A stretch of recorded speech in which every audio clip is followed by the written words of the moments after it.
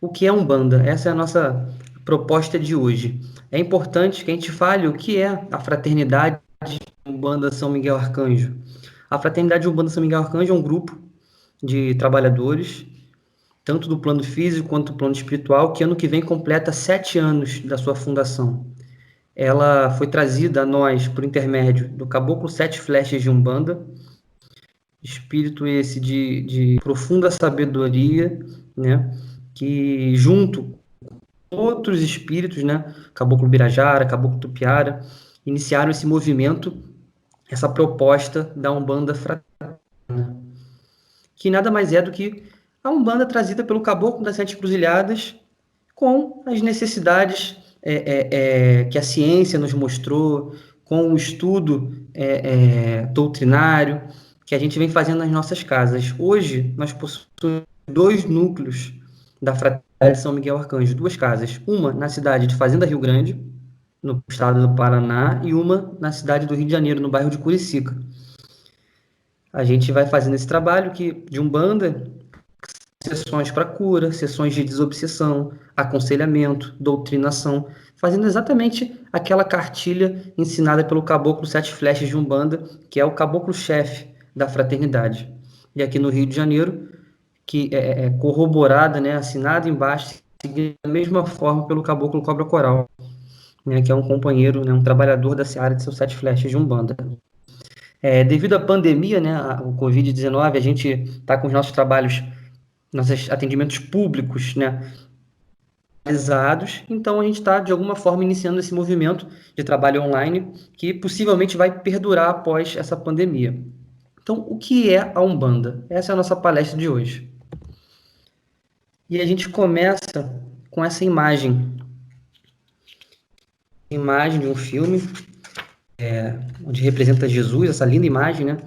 Jesus agachando para ficar no mesmo plano ali de uma mulher, e uma série de homens e mulheres ali curiosos, cada um com expressões faciais diferentes, né?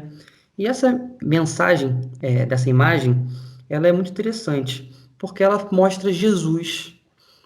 Jesus, independente se ele era branco, de olho azul, cabelo liso, se ele era negro, se ele era com traços árabes, enfim, a imagem dele não tem nada a ver com o que as pessoas hoje ficam debatendo, discutindo. Ah, Jesus era assim, Jesus era assim. Isso não importa. O que importa foi a obra moral que ele trouxe. O que importa foi os exemplos que ele trouxe. Se ele era verde ou vermelho, isso não importa. Então, Jesus, para nós na Umbanda, ele é Oxalá. Ele é um Cristo, é o espírito mais puro que aqui nesse planeta já se apresentou. Jesus, ele foi um dos responsáveis pela confecção do planeta Terra. Então, Jesus, junto com 7 espíritos orixás, fez a formação do planeta Terra, onde nós estamos evoluindo e crescendo já há bilhões de anos. E Jesus, durante 33 anos, ele viveu na Terra. Durante 33 anos, o Cristo planetário, um espírito puro, se fez carne para poder andar, conviver entre nós. E para que ele fez isso? Ele fez isso para fazer o Evangelho. O Evangelho é um tratado universal de amor. O Evangelho é a lei de Deus, é a boa nova. Por que boa nova? Porque é uma boa notícia. Ele veio trazer outros paradigmas. Jesus veio trazer o paradigma da caridade, o paradigma da humildade, do entendimento. Jesus veio rasgar os véus da morte. Não existe mais morte depois de Jesus. Por quê? Porque ele mostrou que a vida é eterna. Ele trouxe a mediunidade em um nível que ninguém nunca jamais podia imaginar, ou pôde tentar fazer igual. Jesus foi o maior médium que existiu. Então, fica muito claro para nós, da Umbanda, que Jesus é o centro da Umbanda. Jesus é o ponto forte, é a razão de ser da Umbanda. E agora, a gente vai falar um pouco sobre essa parábola. Todos nós já ouvimos em algum momento, ou a maioria de nós, falar sobre a parábola ou a história da mulher adúltera. A história da mulher adúltera, né? A parábola é o caso. Essa história da mulher adúltera. E o que essa história nos conta? Vou colocar aqui um slide que é a própria história, né, para a gente poder ler juntos e depois tirar algumas lições. E os escribas e fariseus trouxeram-lhe uma mulher apanhada em adultério, e pondo-a no meio, disseram-lhe: Mestre, essa mulher foi apanhada no próprio ato, adulterando. E na lei nos mandou Moisés que as tais sejam apedrejadas. Tu, pois, o que dizes? Isso diziam eles, tentando, para que tivessem de que o acusar. Mas Jesus, inclinando-se, escrevia com o dedo na terra. E como que insistia, perguntando-lhe, endireitou-se ele e disse: Aquele dentre vós que está sem pecado, seja o primeiro que atire a pedra contra ela. E tornando-a a inclinar-se, escrevia na terra. Quando ouviram isso, saíram a começar pelos mais velhos até os últimos. Ficaram só Jesus e a mulher, que estava no meio. E endireitando-se Jesus, e não vendo ninguém mais do que a mulher, disse-lhe: Mulher, onde estão aqueles teus acusadores? Ninguém te condenou? E ela disse: Ninguém, Senhor. E disse-lhe Jesus: Nem eu também te condeno. Vai-te e não peques mais. Então, o que está acontecendo nessa história? Jesus estava andando ali, porque Jesus andava entre as pessoas, ele pescava com os pescadores, ele sentava nos bares da época, ele ia para as festas. Jesus era um homem normal, era uma pessoa normal, como nós. Ele, mesmo tendo uma evolução espiritual que a gente não consegue compreender, ele se fez carne e aprendeu o ofício do Pai. Ele fez questão de nascer numa manjedoura. Ele poderia ter evitado a cruz se ele quisesse, mas ele fez questão de exemplificar as lições da cruz. Então Jesus é de uma grandiosidade que a gente não consegue compreender. E ele estava andando e alguns escribas e fariseus trouxeram uma mulher que foi pega adulterando. Os escribas e os fariseus eram pessoas de alta capacidade intelectual, eram pessoas muitas vezes ligadas à administração, pessoas que tinham ritos e práticas ligadas ao judaísmo muito bem especificadas, muito rigorosas. E Jesus, que era judeu, ele de alguma forma colocava alguns desses hábitos, algumas dessas práticas em xeque. Jesus ele trouxe um conhecimento revolucionário para a humanidade.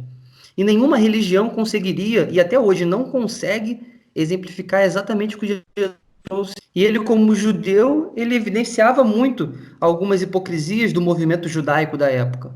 Então, os fariseus, que eram aqueles que tinham total capacidade de falar o que era certo e errado, vendo que as pessoas seguiam ele, começaram a incomodar muito. Quem é esse carpinteiro? Quem é esse nazareno aí que está fazendo todo esse burburinho, que está acarreando as multidões? O que esse cara está fazendo? O que esse cara está falando? A gente tem que parar com isso.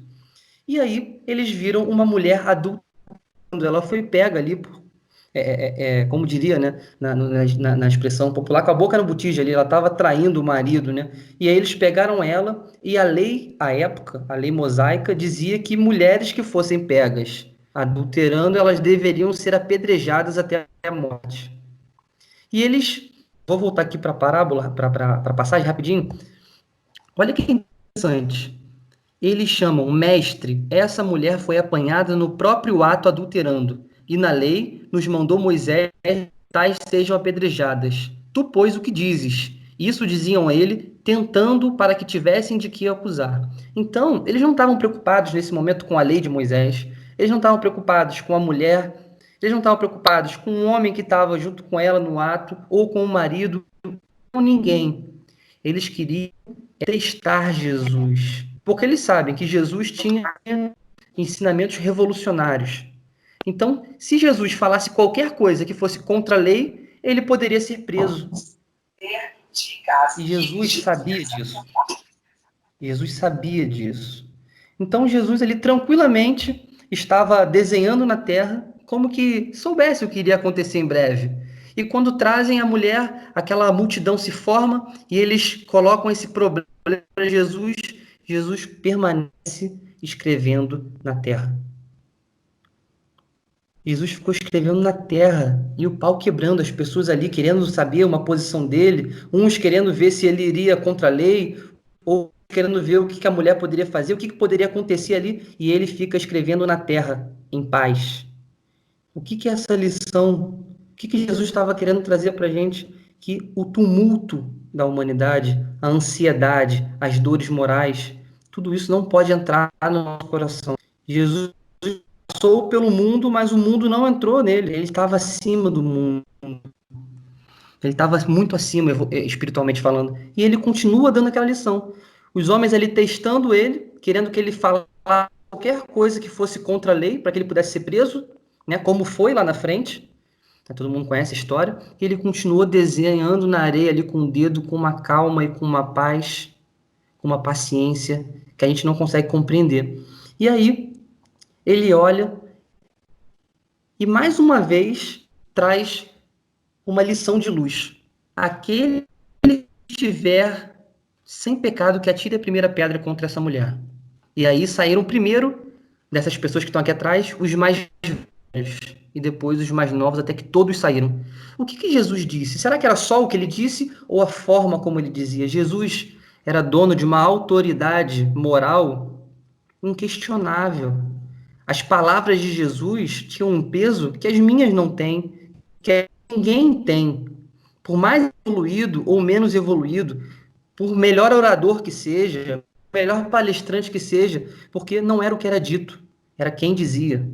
Então Jesus diz que atire a primeira pedra quem não tiver um pecado. E primeiro saíram os mais velhos. Por que os mais velhos? Porque os mais velhos sabem que na vida da gente acontecem coisas, acontecem fatos, a gente é posto em situações que a gente não sabe às vezes como vai responder. Como que eu posso julgar aquela mulher se eu já fiz pior? Se eu já fiz igual? Se eu já errei, mas de outra forma? Ela pega ali no adultério, possivelmente uma necessidade amorosa, um relacionamento perturbador que levou ali ao adultério sexual. Mas quantas formas de desviar do caminho não existem? A traição não só conjugal, mas a traição de um pai para um filho, de um sócio, de um colega, as pessoas que exageram na violência, as pessoas que têm vícios. Todos nós temos nossas mazelas, todos nós. E foi isso que Jesus quis dizer. Ele disse em outro momento algo muito parecido. A gente se importa com um cisco no olho do outro e não olha para a trave que tem nos nossos. Era isso que ele estava querendo dizer dessa forma. E as pessoas saíram. Saíram, inclusive, aqueles que queriam testá-lo. Todo mundo saiu e fica só a mulher. E ele diz: cadê os teus acusadores? E ela diz: que se foram. E ele também não o acusa.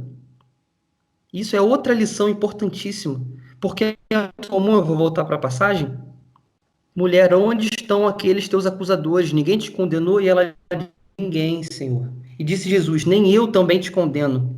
Porque é muito comum as pessoas pensarem que Deus, que Jesus, fica no de um tribunal com barbas brancas, longas, colocando as pessoas no inferno, colocando as pessoas no purgatório.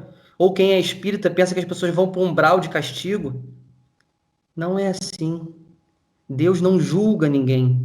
Nós nos julgamos, nós nos condenamos, é a nossa consciência, é a nossa culpa. Ele diz: eu também não te condeno. Vai-te e não peques mais.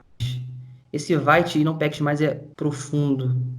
Porque Jesus, ele não concordou, ele não corroborou, ele não disse que estava certo aquele ato dela. Mas ele disse: vai e não peques mais. E é justamente isso que a Umbanda faz. A Umbanda, ela não condena ninguém. Ela não manda ninguém para o inferno, não manda ninguém para o umbral. As pessoas que vão para esses lugares, porque o céu e o inferno são estados mentais, que inclusive podemos vivê-los enquanto encarnados. Quantas pessoas não conhecemos, inclusive nós mesmos, que vivemos o inferno na nossa vida, ou vivemos o céu em nossa vida no dia a dia? Então Jesus falou: vai, não peques mais. O que ele estava querendo dizer? Ninguém te condenou, mas ajusta o teu caminho. Coloca a tua vida no prumo. Tenha uma vida equilibrada. Tenha caminhos bons para trilhar. E era mais ou menos isso que a gente queria conversar nessa parábola, né? Na verdade, nesse ensinamento, né? Poderia ser tiradas milhões de outras interpretações. Se a gente for entrar na internet, tem várias pessoas falando de vários pontos, porque tudo que Jesus dizia era profundo e rico. Mas vamos avançar. O que Jesus tem a ver com Umbanda? Eu comecei anunciando que a palestra seria o que é Umbanda e eu até agora só falei de Jesus. Isso pode estar passando na cabeça de algumas pessoas. Mas agora eu vou trazer uma informação que são 7 flechas de Umbanda, que é um guia espiritual pelo qual eu não tenho nem palavras para dizer o profundo da gratidão e os ensinamentos que ele nos trouxe, como ele mudou a minha vida. Ele sempre diz o seguinte: a Umbanda é cristianismo vivo. O que quer dizer cristianismo vivo? Isso quer dizer que a Umbanda traz Jesus amigo, Jesus companheiro. Ela traz Jesus não sentado num trono de ouro. Jesus não está no céu esperando o fim dos tempos. Não, Jesus está aqui com a gente. Jesus está no terreiro. Jesus está na favela. Jesus está em todos os lugares ao lado de quem sofre. Jesus está com o morador de rua. Jesus está com todo mundo, porque ele é vivo. É cristianismo vivo. É isso que a Umbanda traz. Quando a gente vai levar um copo de sopa para alguém, quando o caboclo dá um passe, quando o preto velho dá um ensinamento, é Jesus que está ali com eles. Quando a gente chega no terreiro e tá lá as crianças, né, as crianças espirituais comendo doce, trazendo alegria, é Jesus que está ali. A Umbanda é cristianismo vivo. Prosseguindo.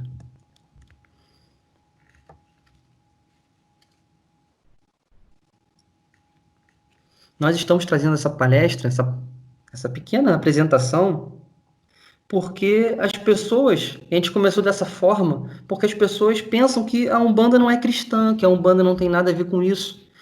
Se fosse a maioria das palestras, das apresentações sobre Umbanda, você vai ficar 1 hora, 40 minutos, 2 horas ouvindo a ritualística religiosa, sobre como você defuma, sobre como você acende uma vela, qual é a cor da fita, qual é a bebida que é servida, como que toma o banho de qual erva. Isso é ritualística religiosa, isso é uma parte fundamental da Umbanda e importantíssima. Só que isso não vai mudar a sua vida. O banho vai te ajudar. Saber o que é um orixá vai te ajudar. Saber acender uma vela para o teu anjo da guarda vai te ajudar. Mas o que vai mudar a sua vida é a reforma moral. É você olhar para a vida com outros olhos. Isso que muda a sua vida. Então a gente está querendo fazer. Não que a ritualística não seja importante, ela é fundamental. Principalmente para quem é trabalhador de Umbanda. Mas o mais importante, que é o que menos é falado quando se fala de Umbanda, é a moral que a Umbanda traz. São os ensinamentos que a Umbanda traz. E hoje a gente vai falar sobre a história da Umbanda e sobre a moral que a Umbanda traz. A Umbanda, disse o Caboclo das Sete Encruzilhadas, o guia espiritual que fundou a Umbanda, ele disse que a Umbanda ela tem 3 pilares: a humildade, o amor e a caridade. E a humildade não está em primeiro por acaso. Porque você pode ter amor e caridade, mas você precisa ser humilde. Humildade é tudo na vida. E os guias prezam por isso. Os guias trazem esses ensinamentos o tempo inteiro. Qual é o nome do Caboclo Sete Flechas? Qual é o nome do Caboclo Cobra Coral? Qual é o nome do pai Joaquim, do vovô Bento, do pai José, da cigana Dara, do cigano Vladimir? Quem eles foram encarnados? Eles usam nomes de falange por humildade. Porque não importa o que ele fez, não importa qual era o nome dele, se ele foi rei, se ele foi rainha, se ele foi escravo, o que importa é a moral que ele tem. São os ensinamentos que ele traz. Então, humildemente, muitos grandes filósofos, muitos grandes pintores, muitos humanistas usam nomes de falanges para trazer a sua mensagem sem vaidade, sem as luzes, sem os holofotes, humildemente. Ali no terreiro pode estar, quem sabe, Aristóteles. Quem sabe, um grande médico famoso. Quem sabe, o apóstolo Pedro está ali falando e você pensa, que é o pai Joaquim. Porque isso é humildade, não é falsa humildade, isso é humildade verdadeira. Então vamos prosseguindo. A Umbanda, ela foi fundada em 1908. Ou seja, tem um pouco mais de 100 anos que a Umbanda existe. Tem um pouco mais de 100 anos que a Umbanda existe. E ainda nesse slide, como eu disse, é cristianismo vivo a Umbanda. O Caboclo das Sete Cruzilhadas trouxe ela dessa forma. E a Umbanda, ela trabalha em todo momento questões que Jesus trabalhou. Por exemplo, a mediunidade. Todos que já foram a um terreiro de Umbanda presenciaram fenômenos mediúnicos. Tá? Aquele espírito canalizado por um médium, seja através da incorporação, seja para dar um passe magnético, seja através de oração, os espíritos estão ali trabalhando com os médiums, sejam eles médiums girantes, sejam eles os ogãs, que também são médiums, sejam eles os cambonos, que também são médiums. Cada um com um tipo de mediunidade diferente. E hoje é muito comum a gente ver, principalmente os nossos irmãos evangélicos, dizendo que a mediunidade é coisa do diabo, é coisa do demônio. Para deixar bem claro, a Umbanda nem acredita em diabo ou demônio. E Jesus foi um médium que existiu. Quando ele impunha as mãos e curava alguém, é mediunidade. Quando ele mandava o espírito sofredor sair, ele saía, o nome disso é mediunidade. Ele estava em intercâmbio com os espíritos, e o nome disso é mediunidade. Então, a mediunidade, que é algo importantíssimo na Umbanda, ela foi também usada por Jesus. Então, que fique bem claro isso, né? Porque a gente sabe que existe preconceito e muita intolerância. É importante a gente perguntar isso para as pessoas. O que o pastor faz quando ele coloca a mão na testa de alguém e faz uma oração? Mediunidade, é um passe. A gente vai ver mediunidade desde que o mundo é mundo. Os egípcios, nas suas paredes, tinham desenhos lá que representavam a mediunidade. O povo judeu tinha excelentes médiums. Então a mediunidade ela não está ligada a uma religião específica. Tem médium na Igreja Católica, tem médium no Espiritismo, na Umbanda, no Candomblé, na Igreja Evangélica, no Budismo. E existem médiums ateus também. Então, prosseguindo. Foi justamente a mediunidade, lá em 1908, a mediunidade, essa capacidade de comunicação com os espíritos, que fez esse homem aí da foto, de nome Zélio Fernandino de Moraes, mudar a sua vida. Ele tinha como objetivo, aos 17 anos, ser oficial da Marinha de Guerra do Brasil. Ele estava estudando para fazer prova para a Escola Naval, ele era de uma família de classe média, possivelmente ele ingressaria e teria uma vida, assim como vários familiares dele, como oficial da Marinha. Só que aos 17 anos, algumas coisas começaram a acontecer na sua vida. Ele começou a ter sonhos, ele começava do nada, sem saber por quê, falar de forma diferente, ele começava sem saber por quê e sem ter controle sobre isso, a imitar animais, coisas que espantaram a sua família, que foi procurar ajuda. Essa história é muito famosa, muitos dos que estão me ouvindo agora já ouviram essa história várias vezes. Mas é importante ouvirmos mais uma vez, primeiro, porque tem pessoas aqui que nunca ouviram, e segundo, porque a gente sempre consegue tirar lições diferentes quando a gente tem contato com uma história novamente. Ele foi procurar ajuda primeiro na medicina. Ele tinha tios médicos, inclusive psiquiatras, que avaliaram o caso dele e não conseguiram entender o que estava acontecendo. Só um parênteses aqui na nossa história. Hoje, a medicina já reconhece, através da Organização Mundial de Saúde, o estado alterado de consciência para fins religiosos. A mediunidade ela é reconhecida pela medicina formal hoje em dia. Isso é muito importante. Regressando aqui, continuando. A medicina, à época, que não reconhecia isso, né, poderia chamar de esquizofrenia, de vários outros transtornos possíveis, falou assim, olha, ele não tem nenhum problema, mas eu não consigo explicar isso. E aí a família leva ele a um tio que era padre. O tio que era padre olha para ele e fala, eu também não consigo resolver isso. A família, desesperada, através de um pedido de um conhecido, leva até uma rezadeira, uma benzedeira. Aquelas pessoas que são do interior do Rio, do interior do Brasil, ou mais antigas já tiveram contato com rezadeiras, benzedeiras, que são médiums. Nada mais são médiums. E aí, nessa benzedeira que incorporava um preto velho de nome Tio Antônio, disse para Zélio e para sua família: eu não posso tratar dele, eu não consigo atuar nisso, mas eu posso te dizer que ele tem uma missão espiritual muito grande. A família saiu dali com uma certeza. Já sabemos pelo menos o que é espiritual. A medicina não conseguiu resolver nem dizer o que era, nem a igreja, mas aquela simples mulher ali que estava atendendo com muita fé conseguiu dar uma luz para aquela família. E aquela família, já que tinha ciência agora de que era espiritual, levou ele até a Federação Espírita de Niterói. Pessoal, isso foi em 1908. Sempre quando a gente vai narrar uma história, a gente tem que trazer um contexto. Em 1908, existiam apenas 20 anos que a escravidão tinha acabado. Então, a maioria daquelas pessoas que foram escravizadas ainda estavam vivas, enfrentando dificuldades seríssimas para a sustentação da sua família, porque o Brasil aboliu a escravidão e não tivemos nenhuma política eficaz para a absorção, para inserirmos esses irmãos que eram escravizados na sociedade de forma digna. Mais um ponto importante: o Brasil foi um dos últimos países no planeta a abolir a escravidão. Outro ponto importante: em 1908, a maioria das mulheres não tinha voz ativa na sociedade. Outro ponto importante: o analfabetismo era gigantesco. Poucas pessoas no país sabiam ler e escrever com qualidade, principalmente as elites, só eles. O povo não conseguia ler e escrever com qualidade.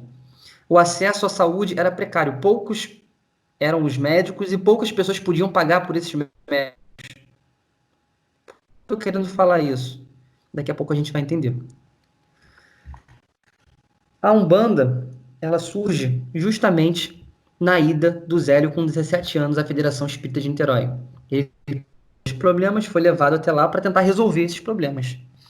É importante dizermos, a família de Zélio Fernandinho de Moraes é viva, é unida, ela mantém esse legado até os dias de hoje, com a tenda espírita Nossa Senhora da Piedade, funciona em Boca do Mato. Eles possuem um Facebook e um site. E eles mantêm o legado que Zélio trouxe. No dia 15 de novembro, que hoje é o dia da Umbanda, Zélio chega com 17 anos à sessão espírita, levado a uma reunião mediúnica onde vários médiums, a maioria deles abastados, de famílias com boa classe social, enfim. E ele senta naquela mesa de doutores, como ele mesmo diz depois, era uma mesa de doutores e homens velhos. E assim que ele senta, ele sente uma vontade irresistível de pegar uma rosa e colocar ali. Então ele sai da mesa, vai até o jardim, pega uma rosa e coloca num copo. Aquilo ali já foi impactante para aquelas pessoas. Ora, ele está vindo ser tratado, ele está vindo buscar atendimento. Por que ele colocou uma rosa? E o jovem foi lá, colocou a rosa e disse: está faltando uma rosa aqui. Está faltando uma flor nessa mesa. E aí, assim que a reunião é aberta, vários dos médios que estão ali começam a incorporar pretos velhos e caboclos. E aqueles médios que estavam mediunizados, que não estavam incorporados, começam a tentar afastar aqueles espíritos. Então incorporou um preto velho aqui, um caboclo ali, eles começaram a afastar aqueles espíritos. Nisso, Zélio de Moraes, com 17 anos, fica de pé sem conseguir se controlar. Pergunta, por que eles estavam fazendo aquilo com aqueles espíritos? Por que ele estava afastando aqueles espíritos sem sequer ouvir o que eles tinham para dizer? E ali começa uma conversa entre o espírito através de Zélio e o presidente da federação. E o presidente da federação diz que aqueles espíritos eles não tinham o nível que a reunião mediúnica pretendia comunicar. Mas como que eles sabiam que eles tinham um nível se eles não tinham nem ouvido? Era preconceito. Preconceito racial, preconceito religioso, porque só poderiam se comunicar naquela gira ali, naquela reunião, pessoas que se apresentassem como doutores, como médicos, como filósofos. Pensavam aquelas pessoas com a mente da época. O que um escravo pode me ensinar? O que um índio pode me ensinar? e tentavam afastar esses espíritos. E aí, o caboclo das encruzilhadas, manifestado no seu médium, que estava tentando intermediar aquilo, entender por que aquilo não estava ocorrendo, ele diz: já que esses espíritos não podem se manifestar aqui, eu vou fundar um novo culto, eu vou trazer uma nova religião, onde os espíritos dos escravos e dos índios poderão dar os seus ensinamentos e assim fazer o que o Pai pede a eles, já que aqui vocês não permitem. E aí, aquele presidente, não entendendo aquela defesa, porque ele via que quem estava falando através do menino de 17 anos era um espírito muito iluminado, com muita luz, e trazia roupas de um padre. Ele pergunta: qual é o seu nome? Por que você está defendendo eles, se eu estou vendo que você traz roupas de padre? E ele diz: essas roupas de padre são vestígios de uma encarnação minha. E se você quer o meu nome, que seja Caboclo das Sete Encruzilhadas, porque nenhum caminho vai se fechar para essa nova religião. E ali ele estava anunciando a Umbanda. E ele continuou: amanhã, às 8 horas da noite, na casa do meu aparelho, essa religião estará iniciando. E todos aqueles que tiverem algo para ensinar vão poder se manifestar, independente de roupagem política, independente de nome, independente de trejeito. Um parêntese importante. Esse preconceito, não é do espiritismo. É um preconceito dos espíritas daquela reunião. O espiritismo é uma religião linda, linda, que traz luz à humanidade, que traz consolo, que traz seriedade para a mediunidade. É uma religião lindíssima. Mas aqueles espíritas que ali estavam, eles não conseguiram absorver os ensinamentos da religião que eles professavam. E eles tiveram preconceito com os espíritos pelo nome, pela forma como eles falavam, porque eles não quiseram nem ouvir o que eles tinham para dizer. E aí, o dia 15 de novembro é conhecido como o dia do anúncio da Umbanda. A Umbanda é uma religião brasileira fundada no Rio de Janeiro, na cidade de Niterói. 15 de novembro é o dia da proclamação da República. Então, é uma religião brasileira, fundada no estado do Rio de Janeiro, na cidade de São Gonçalo.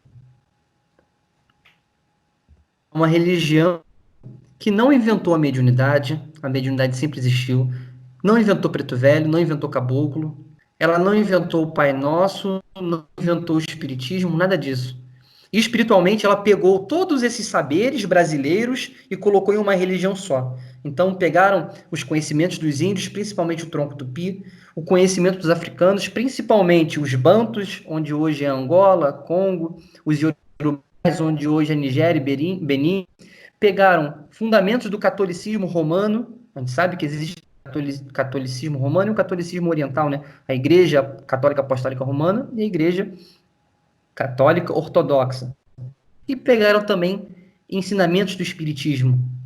E ali, nesse caldeirão, a espiritualidade fez o que a gente conhece como Umbanda. O que significa Umbanda para o Caboclo das Sete Cruzilhadas? Deus ao nosso lado. Deus conosco. A banda de Deus. Então, o Caboclo das Sete Cruzilhadas traz essa religião. É religião que mescla conhecimentos indígenas, conhecimentos africanos, conhecimentos católicos e conhecimentos espíritas. Como eu disse, ele não inventou nada disso. Ele apenas misturou na medida que ele queria, que a espiritualidade queria, para formar a Umbanda.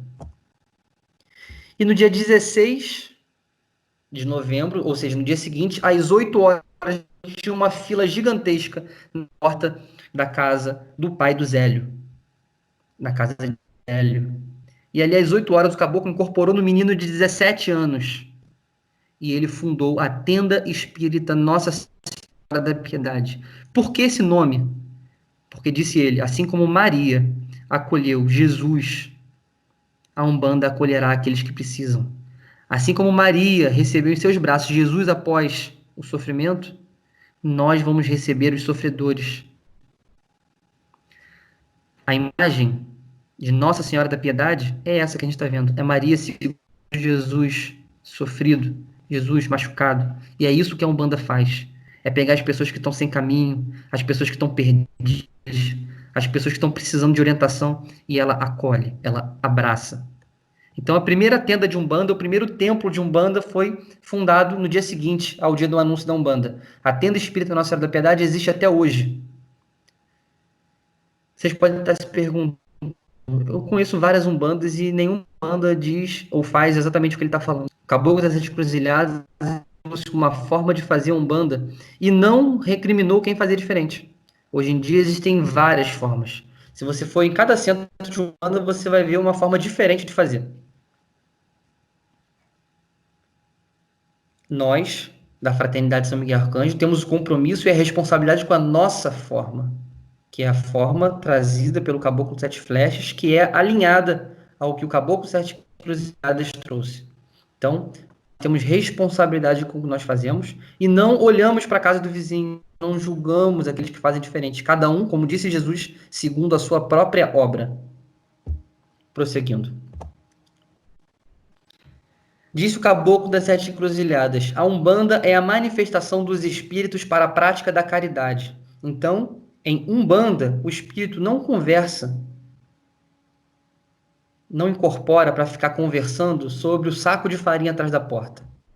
Ele não incorpora para ficar falando mal do vizinho, do ciclano. Ele não incorpora para dizer se você vai comprar uma camisa verde ou um carro azul. Ele incorpora para fazer caridade. Ele incorpora para ajudar na tua doença física. Não estou dizendo que vai curar. Muitas curas eu já vi acontecendo e todos os trabalhadores da fraternidade já viram acontecendo. Mas a cura depende de outras coisas. O guia incorpora para te dar um aconselhamento, para te dar uma direção, para tirar você dos vícios, se você permitir. Ele incorpora para te dar entendimento sobre as dificuldades familiares, as dificuldades financeiras. Ele incorpora para fazer caridade. E que espíritos são esses? São os caboclos, são os pretos velhos, são os exus, os ciganos, as crianças, os boiadeiros. São esses os espíritos que incorporam, cada um trazendo os seus conhecimentos, trazendo as suas formas de atuar, mas que no final o objetivo é sempre a caridade. E por ser caridade, não pode ser cobrado. Umbanda não cobra para trabalhar para ninguém. Não existe você ir num centro de Umbanda e alguém te cobrar R$ 50 para fazer um trabalho. Não existe você ir no centro de Umbanda e alguém cobrar para você fazer uma oração por ela. Ou para você incorporar o espírito que trabalha contigo. Isso não é caridade, isso é comércio. Se existe dinheiro envolvido, deixa de ser caridade. Se existe algum retorno, deixa de ser caridade. Porque existem muitos lugares que não cobram dinheiro, mas cobram outras formas. Cobram prestígio, cobram influência. A Umbanda trazida do plano espiritual, ela não cobra nada para trabalhar. A única coisa que o médium de Umbanda pode esperar pela caridade é paz. São coisas boas para aquela pessoa. O que a gente faz no terreiro não tem nenhum objetivo que não seja ajudar. Porque se o objetivo for outro, deixa de ser caridade. Agora tem um trecho do Alexandre Comino, no livro Fragmentos de Umbanda. O Alexandre Comino ele traz uma vertente de Umbanda, diferente da nossa, mas nós respeitamos a forma dele fazer. Texto muito bacana. Umbanda é religião, portanto, só pode praticar única e exclusivamente o bem. Isso é muito importante. Umbanda não faz mal. Umbanda não é do demônio, a gente nem acredita em demônio. Umbanda não coloca ninguém em vício, pelo contrário, tira. Umbanda não incentiva ninguém a fazer traição, seja ela afetiva, profissional. Umbanda não incentiva ninguém a roubar. Tudo isso que colocam no nome da Umbanda não é Umbanda. Umbanda é religião, portanto, só pratica única e exclusivamente o bem. Onde se pratica o mal, o ego, ou se intenciona prejudicar alguém, não é religião. Religião é nos ligar a Deus. Então, se a gente está se ligando a Deus, isso tem que trazer prosperidade, tem que trazer abundância. Não prosperidade e abundância material, não. Eu estou falando de prosperidade e abundância de sentimentos, de serenidade, de humildade, de entendimento. Umbanda não faz amarração. Umbanda não separa casais. Umbanda não desemprega pessoas. Umbanda não prende, Umbanda não humilha, Umbanda não constrange, Umbanda não ameaça. Então, onde se diz, ah, Pombagira vai fazer isso ou aquilo para você, se você não fizer isso ou aquilo para mim, isso não é Umbanda. Onde se diz, eu trago pessoa amada em 3, 7, 21 dias, isso não é Umbanda. Onde se diz, eu tiro o teu chefe do cargo dele e te dou, isso não é Umbanda. Umbanda não derruba, Umbanda não atrapalha, nunca. Não existe desculpa. Ah, mas foi pro bem daquele. Se é pro bem de um e pro mal do outro, deixa de ser bom, deixa de ser caridade. Onde estaria Deus? Onde estariam os guias de Umbanda se para fazer o bem para alguém eu tenho que derrubar a outra pessoa? Isso não é amor. Umbanda é amor em movimento. Umbanda não derruba, Umbanda não atrapalha, nunca. Umbanda apenas ajuda, esclarece e liberta. Sempre. Vou repetir. Umbanda apenas ajuda, esclarece e liberta. Sempre. O nosso último slide da noite desse estudo é uma mensagem psicografada do Caboclo Sete Flechas de Umbanda. O espírito que trouxe e fundou a Fraternidade São Miguel Arcanjo há 7 anos atrás, e que nós possamos cada vez mais estar alinhado com o que ele traz, porque não é fácil ser um bandista, não é fácil. É difícil, é o tempo inteiro você tá ali em confronto com as suas tendências ruins, o tempo inteiro você tentando fazer o bem, você sempre tentando ter um caminho equilibrado. Ser um bandista de verdade não é fácil. Nem sempre a gente consegue, mas o importante é a gente tentar estar alinhado. E essa mensagem é muito bonita. E o Caboclo das Flechas diz assim: das matas, dos rios e de todos os pontos do mundo, viemos trazer a paz e a consolação para todos aqueles que necessitam. A Umbanda é uma religião de luz, de amor. Religião essa que há pouco mais de 100 anos está sendo cultuada nessa terra. Hoje começamos a entrar numa nova fase. A Umbanda é participativa, menos ritualística, mais simples e verdadeira. Que vocês, meus filhos da Fraternidade São Miguel Arcanjo, possam estar sempre firmes nessa missão, pois o caminho é longo e duro.